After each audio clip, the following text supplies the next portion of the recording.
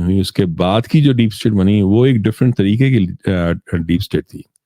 They had different like ways and agendas of मैं taking over India. आपको यहाँ पे थोड़ा सा रोकूंगा. यूनाइटेड नेशंस भी भारत के लिए डीप स्टेट ही है, क्योंकि BBC, British broadcasting corporation, Bharat में तो सबसे पहले माना जाता था कि अगर बीबीसी रेडियो पे आ गया तो एकदम सच्ची न्यूज है, बाकी सब झूठ है. रिमेम्बर, रेडियो पे ऐसा होता था. करेक्ट. बीबीसी रेडियो, फिर उसके बाद आकाशवाणी शुरू हुआ भारत का, दूरदर्शन, ये सब शुरू हुआ.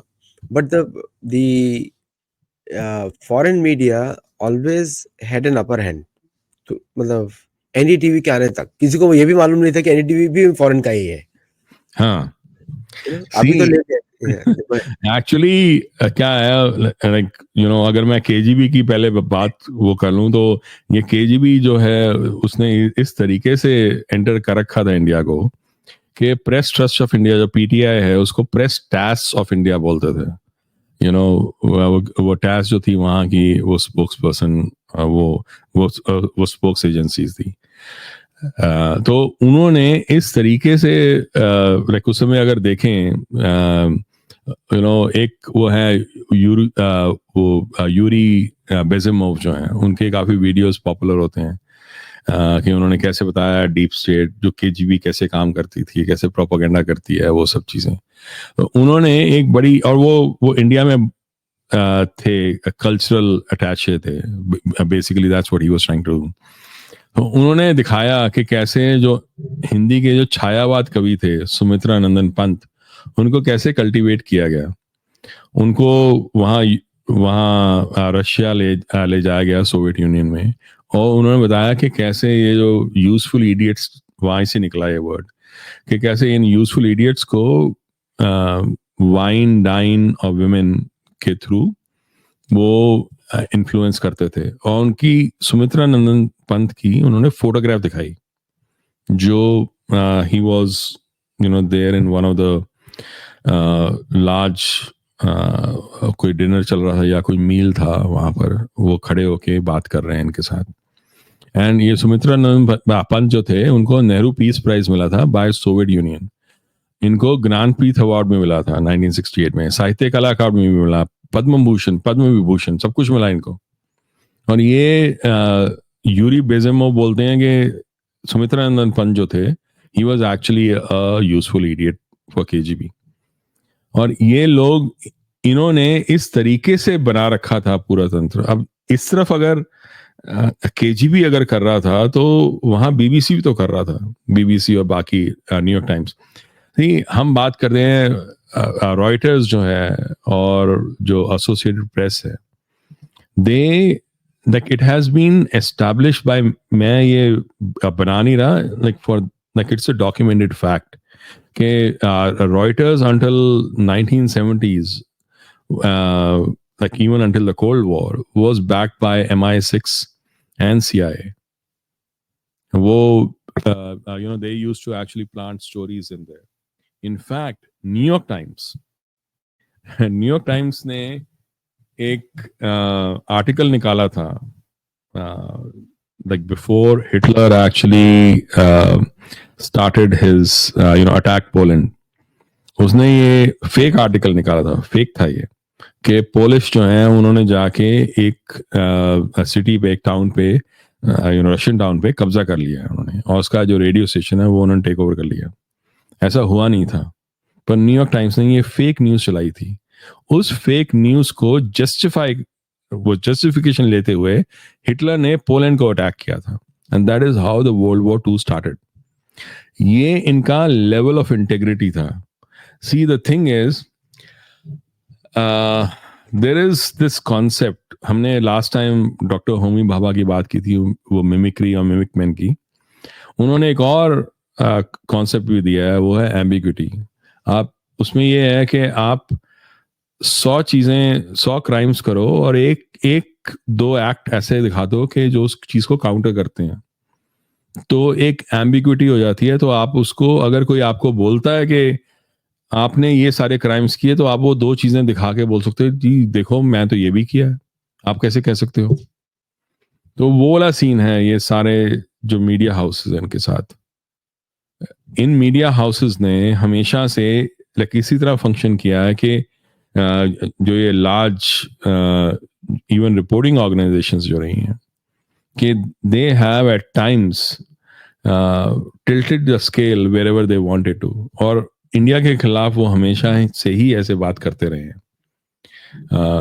अगर हम शुरू से देखें, the way their racism has always been there, चाहे जो मून लैंडिंग के बाद हो या मार्स मार्स के मिशन जो था उसमें हो, हमेशा से जो इंडियन साइंटिस्ट हैं, जो इंडियन ऑर्गेनाइजेशंस हैं, उनके खिलाफ हमेशा से ऐसे ही रहा है, राइट? तो ये एक इनका जो तंत्र है against India and the Indian politics itself, वो that has tried to take control of the country. जब भी इनको ऐसे लोग मिले हैं जो उनको लगता है कि कंट्रोल नहीं किए जा सकते, तो ये पीछे से चीज़ों को और इवेंट्स को ये मैन्यूवर करते हैं इस तरीके से कि वो लोग जो कंट्रोल वापस लेना चाहते हैं उनको या तो एलिमिनेट कर देते हैं या साइडलाइन कर देते हैं. आपका माइक खराब है. आपका अच्छा, माइक अभी ठीक है? अब बोलिए वापस. कभी ठीक है? अब बेटर है. यस. अच्छा. तो जैसे वो लाल बहादुर शास्त्री थे. लाल बहादुर शास्त्री जो थे, जब वो 1965 वॉर के बाद जब गए ताशकंद, उनको जाना नहीं चाहिए था, क्योंकि उस समय पाकिस्तान के पास सिर्फ 1 वीक का एम्युनिशन बचा था. जो इंडियन जो आर्मी के जो लीडरशिप थी, that someone in that entire communications was actually compromised or got the wrong information. उन्होंने ये बोल दिया कि हमें ये जाके सीज फायर कर लेनी चाहिए, और सीज फायर इंडिया को नहीं करनी चाहिए थी, because India could have lasted a few months. Pakistan could not have lasted more than a week. और जब लाल बहादुर शास्त्री जब वहाँ गए, nobody knows why or how he actually उन्होंने तिथवा और हाजी पीर को दे आए वहां पर वापस. और उनका भी जाना इसी वजह से हुआ क्योंकि ही वॉज वन पर्सन जो इनके हाथ में नहीं था. बाद में इंदिरा गांधी भी इस तरीके से वो आगे बढ़ने लगी कि जब उन्होंने अटैक किया था 1971 में, तब निक्सन और किसिंजर जो उनके खिलाफ थे, ये निक्सन और किसिंजर ने जब देखा कि इंदिरा गांधी इतनी पावरफुल हो गई हैं वहां इंडिया में कि उनके कहने के बावजूद she attacked Bangladesh, that is why Kissinger gave the idea of Khalistan. So Kissinger and Nixon got together with Yahya Khan, and that's how the Khalistani movement started. उन्होंने they dug out this guy, वो जगजीत सिंह चौहान, उसका एक organisation होती थी कोई home rule और something like that, उसको Khalistani movement का नाम देके दे चेंज दैट एंड उसको आगे बढ़ाया उन सब तीनों ने मिलके. That is how Khalistan movement actually started. So all these people, whether CIA को बोलने देशी, ये सब लोग ऐसा बोलते हैं कि ये खालिस्तानी मूवमेंट तो बहुत पहले शुरू हुआ है. ये ऐसा सही नहीं है इनका, ऐसा बोलते हैं जो ब्रिटिश ने शुरू किया था. हाँ, अगर मैं तो उसमें भी कुछ सच है, और मैं उसको बताता हूँ कि नियो सिखिज्म जो है, अगर मैं उसको देखूं तो ये ये actually goes back all the way to Maharaja Ranjit Singh. Maharaja Ranjit Singh के बाद जो उनके जो ऑफस्प्रिंग आए, उसमें से सिर्फ एक किसी के वो नेक्स्ट जनरेशन नहीं आई, वो किसी का कोई बच्चा नहीं हुआ. जो दलीप सिंह जी वो जो दलीप सिंह थे, उनको इन्होंने कन्वर्ट किया टू क्रिश्चियनिटी, और क्रिश्चियनिटी में कन्वर्ट करके उनको उठा के वहां ले गए लंदन, अंडर क्वीन विक्टोरिया, और वहां जाके इन्होंने रखा. तो ऐसे ही कपूरथला के जो वंशज थे, उनको भी कन्वर्ट किया था, and he became the head of the Indian Christian organisations. And जब इन्होंने ये देखा सिख जो थे, तो उन्होंने एक सिंह सभा बनाई वो सिंह सभा जो थी उसको वो सनातन सिख बोलते थे कि हम हिंदुओं से अलग नहीं हैं, पर हम सिख हैं और हमें ये सिखिज्म को रखना है। तो उनका जब उन्होंने देखा कि इन्होंने ये सेटअप किया है, तो ब्रिटिश एजुकेटेड सिख लाहौर में आए। इन्होंने अमृतसर में बनाई थी, वो लाहौर में आए। लाहौर में आके उन्होंने एक ऑर्गेनाइजेशन शुरू की, एक और सिंह सभा, उसका नाम रखा तत् खालसा। वो तत् खालसा थी, उसने ये सारी चीजें शुरू की। तो अगर हम देखें इट्स वो इतना इंटरेस्टिंग है ये सारा जो है जो उन्होंने काम किया उसके बाद से। वो एक जो इनके जो सिंह सभा जो थी ये Tat Khalsa, they started working with this British guy called मैकॉलिफ।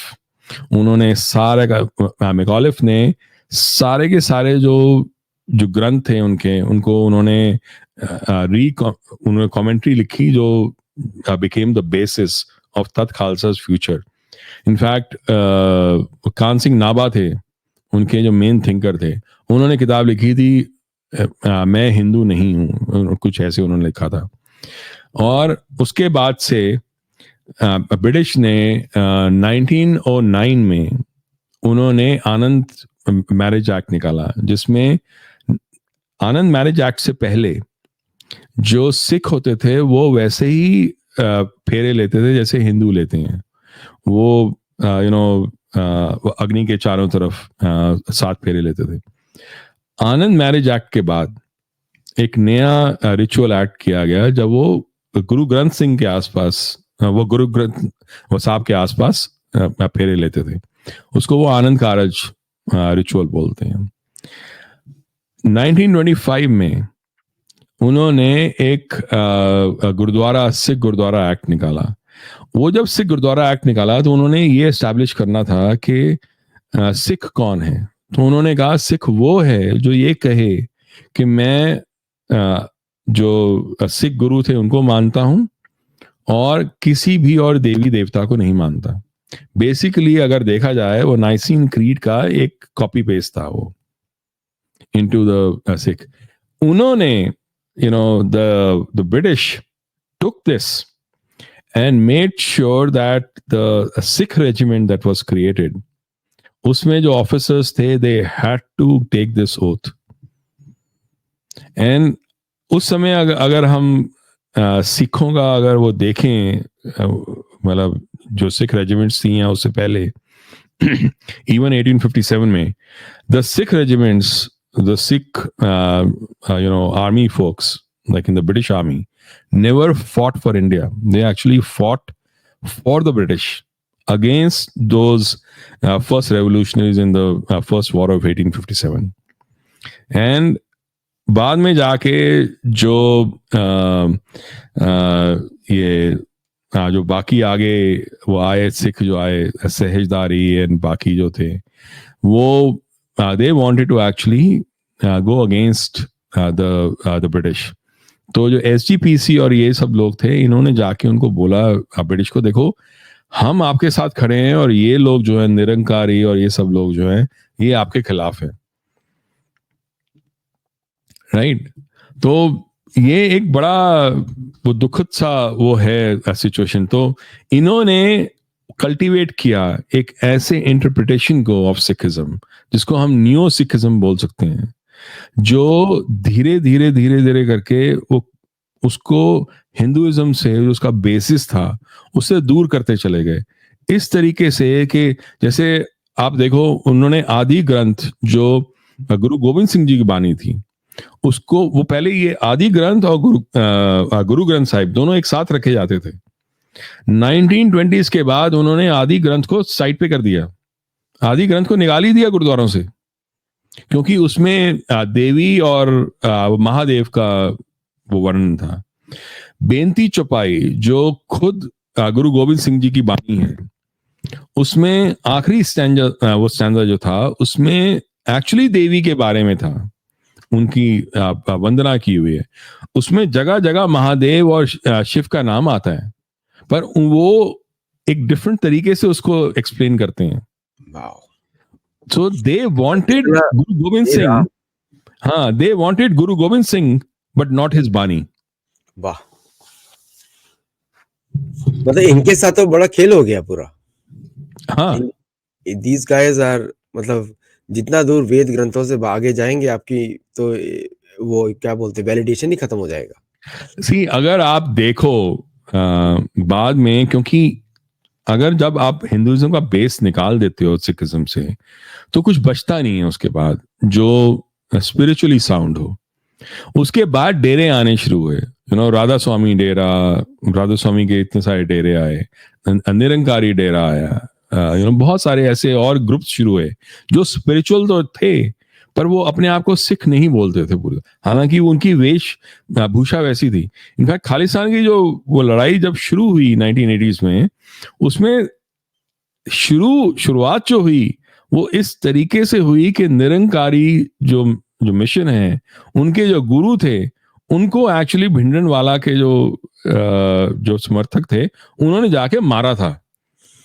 तो वो जब मारने के लिए गए तो निरंकारियों ने जब वापस अटैक किया, तो ये जो खालिस्तानी लोग थे, जो एससीपीसी वगैरह इन सब के, उनके काफी सारे लोगों को उन्होंने मार दिया।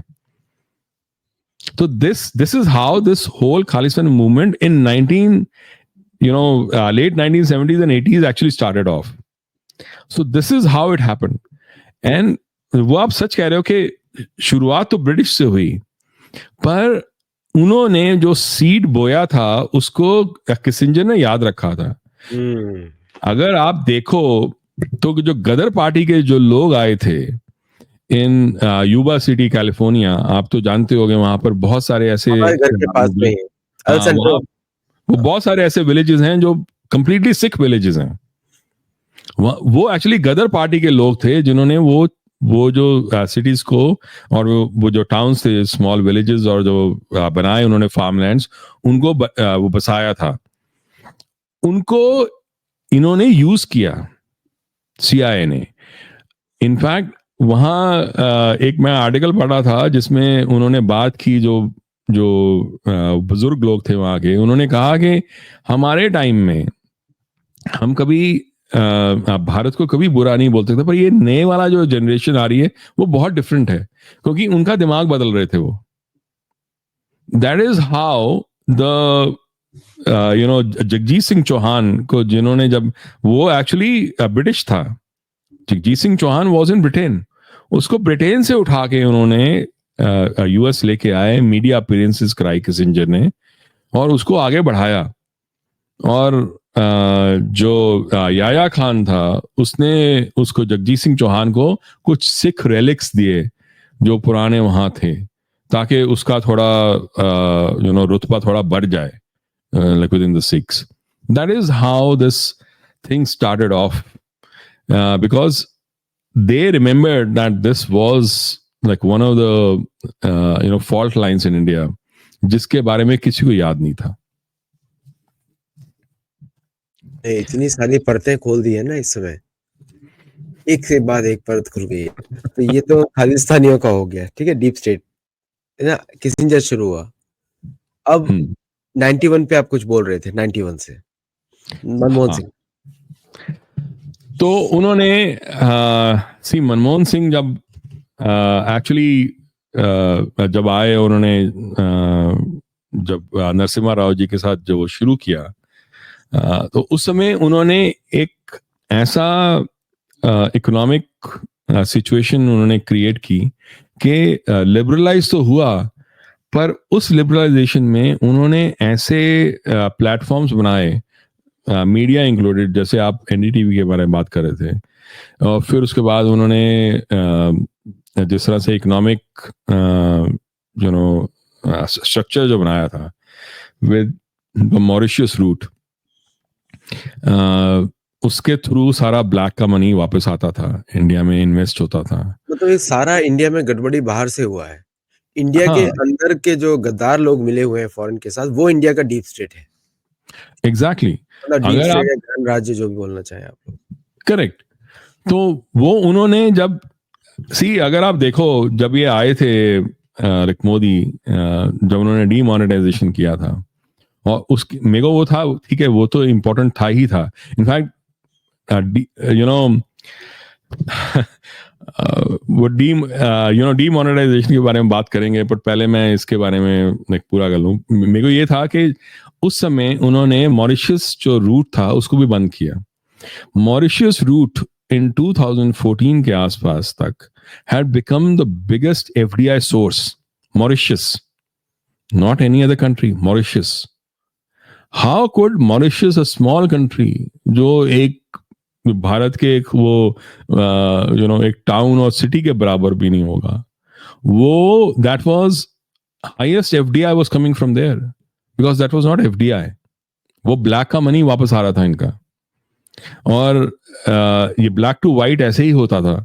तो जब इन्होंने वो बंद किया, लोग डीमोनेटाइजेशन की बात करते हैं कि कैसे इकोनॉमी बच गई आफ्टर डीमोनेटाइजेशन, मतलब वो काफी गड़बड़ी तो हुई पर उसके बाद फिर से वो वापस चल रही।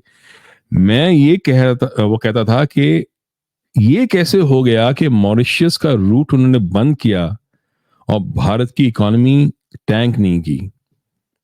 That was the real thing, because आप अपनी इकोनॉमी का जो सबसे बड़ा जो रूट है जो एफडीआई का, आप उसको पूरा बंद कर रहे हो। पैसा आ रहा है, ठीक है, जैसा भी है वो पैसा टेंटेड है जैसे भी है, पर पैसा तो आ रहा था वापस। आपने उसको बंद करने के बाद भी इकोनॉमी को संभाल लिया, वो कारस्तानी थी। अब आप बात करें लाइक उस समय जो इन्होंने ये चिदम्बरम और इन सब लोगों ने कारस्तानियां की। सो वो डेला रू जो थी कंपनी, उसको इन्होंने रखा था for getting the paper, currency का पेपर लेने के लिए। और डेला रू को प्रणब मुखर्जी जो थे, जब वो बने फाइनेंस मिनिस्टर, तो उन्होंने उसको ब्लैकलिस्ट कर दिया कि ये लोग ठीक नहीं है।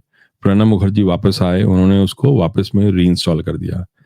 अब डेला रू से जो पाकिस्तानीज थे वो पेपर उठाते थे, that was used for the Indian currency, and they used to pick up more paper than India used to pick up for its own currency. So हमारी करेंसी पाकिस्तानी ज्यादा उठा रहे थे